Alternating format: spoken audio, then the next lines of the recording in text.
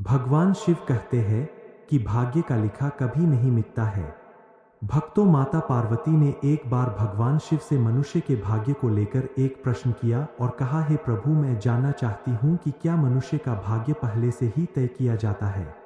तब मुस्कुराते हुए भगवान शिव बोले, हे देवी पार्वती, आपके प्रश्न का उत्तर देने से पूर्व मैं आपको एक कथा सुनाता हूँ। आप इसे ध्यान से सुने। भक्तों, भगवान शिव ही संसार के आदि और अनंत है।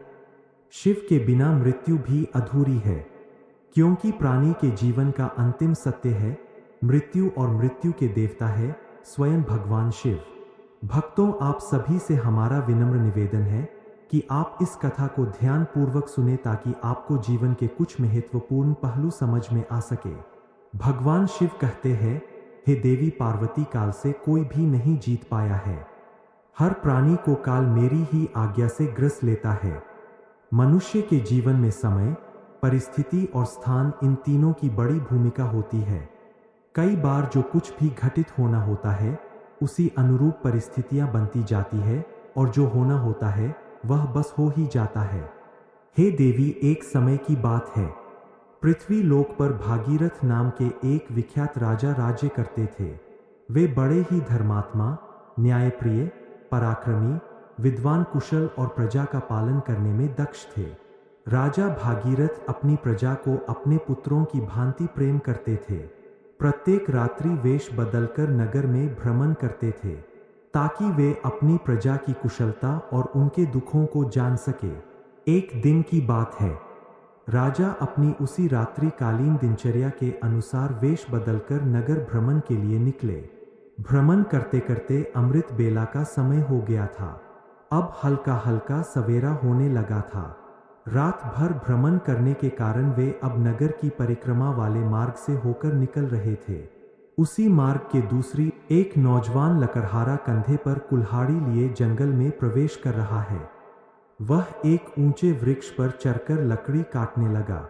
अचानक कहीं से एक भयानक रीछ यानी भालू दौड़ता हुआ वहां आ पहुंचा। यह देखकर राजा एक पेड़ के पीछे चुपचाप छिप गए, लेकिन राजा ने देखा कि वह रीछ भी उसी वृक्ष पर चढ़ने लगा जिस पर वो नौजवान लकड़हारा लकड़ी काटने के लिए चढ़ा था। उस रीछ को पेड़ पर इतनी तेजी से चढ़ते हुए देखकर राजा आश्चर्यचकित रह गए। उन्होंने सोचा, यह कैसे संभव है? इतना भारी भरकम प्राणी वृक्ष पर कैसे चढ़ सकता है? क्योंकि सामान्य रीछ कभी वृक्ष पर नहीं चढ़ता, लेकिन यह तो किसी अद्भुत शक्ति से चढ़ रहा था। उधर जब उस नौजवान लकड़हारे ने रीछ को अपनी ओर तेजी से आता देखा तो डर के मारे उसके हाथ पांव फूल गए। भय से कांपते हुए उसके हाथ से वृक्ष की टहनी छूट गई और वह धड़ाम से जमीन पर गिर पड़ा। जैसे ही वह गिरा उसी क्षण उसके प्राण पखेरु उड़ गए। अब जब वह भयानक रीछ पेड़ से नीचे उतरा तो अचानक वो देखते ही देखते एक सुंदर स्त्री का रूप धारण कर गया और पास ही स्थित एक कुएं के पास जाकर बैठ गया, मानो वो किसी का इंतजार कर रही हो। भक्तों, राजा भागीरथ यह सब देखकर भीतर तक हिल गए थे। उन्हें अपनी आंखों पर विश्वास नहीं हो रहा था। उनकी सारी थकान, सारा आलस्य और नींद एक क्षण में उड़ गई, क्योंकि उन्होंने अपनी आंखों से देखा था कि कैसे वह भयानक प्राणी एक स्त्री में बदल गया। अब उनका मस्तिष्क अनेक प्रश्नों से घिर चुका था। राजा ने ठान लिया कि मैं इसका पीछा करूंगा और जानूंगा कि यह रहस्य क्या है। वे दूर खड़े होकर उस स्त्री पर दृष्टि टिकाए देख रहे थे कि अब वह क्या करती है। थोड़ी ही देर बाद राजा के दो सिपाही जो रात्रि गश्त पर थे वहां से गुजर रहे थे। संजोग की बात यह थी कि वे दोनों सगे भाई थे। जब छोटे भाई की दृष्टि उस कुएं के पास बैठी स्त्री पर पड़ी तो उसे देखते ही वह उसके रूप पर मोहित हो गया और वह बोला, भैया, वो जो सुंदर कन्या वहां बैठी है ना, उसे देखते ही मेरे हृदय में प्रेम जाग उठा है। मेरा मन कहता है कि वही मेरी योग्य वधू है। मैं उसी से विवाह करना चाहता हूँ। बड़े भाई ने जब उसकी बात सुनी तो उसने भी कन्या की ओर देखा और वह भी उसी क्षण उसके सौंदर्य पर मोहित हो गया। और बड़ा भाई भी बोला, अरे छोटे बड़े भाई के होते हुए तू कैसे विवाह कर सकता है?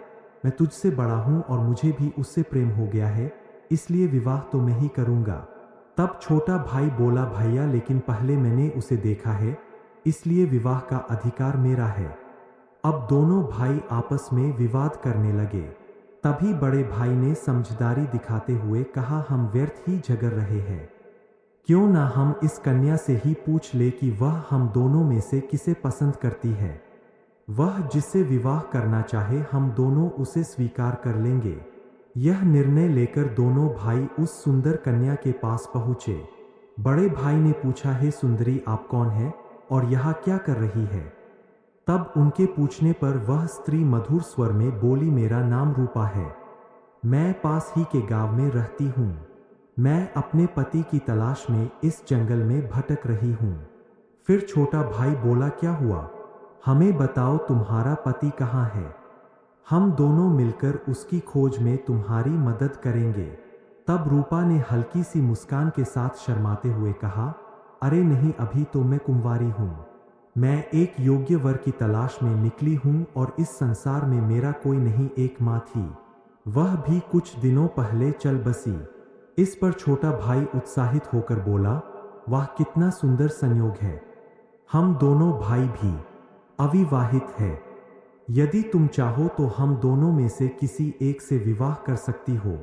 तब मुस्कुराते हुए उस लड़की ने कहा, मुझे तो आप दोनों ही पसंद है, आप ही तय कर लो कि मैं किसके साथ विवाह करूं। तब बड़े भाई ने कहा, हम दोनों भी इसी उलझन के साथ तुम्हारे पास आए हैं, अब क्या करें?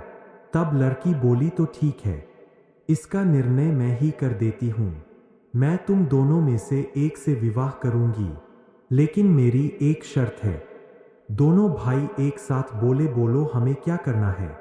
तब वह कुंवारी लड़की बोली, तुम दोनों में से जो भी अधिक बहादुर और शक्तिशाली होगा, मैं उसी से विवाह करूंगी। भक्तों, इतना सुनते ही दोनों भाई स्वयं को एक दूसरे से श्रेष्ठ और बलवान सिद्ध करने की इच्छा से आपस में युद्ध करने लगे। लड़ते लड़ते उन्होंने अपनी तलवारें निकाल ली और फिर छोटे भाई ने बड़े भाई के पेट में तलवार घुसेड़ दी और वही बड़े भाई ने भी पलटवार करते हुए छोटे भाई का गला काट दिया। इस प्रकार तड़प तड़प कर दोनों भाइयों ने अपने ही हाथों से प्राण गंवा दिए। तभी वह लड़की जोर से हंसने लगी और वहां से उठकर घने जंगल की ओर चल दी। वहीं दूसरी ओर राजा को एक और गहरा सदमा लगा।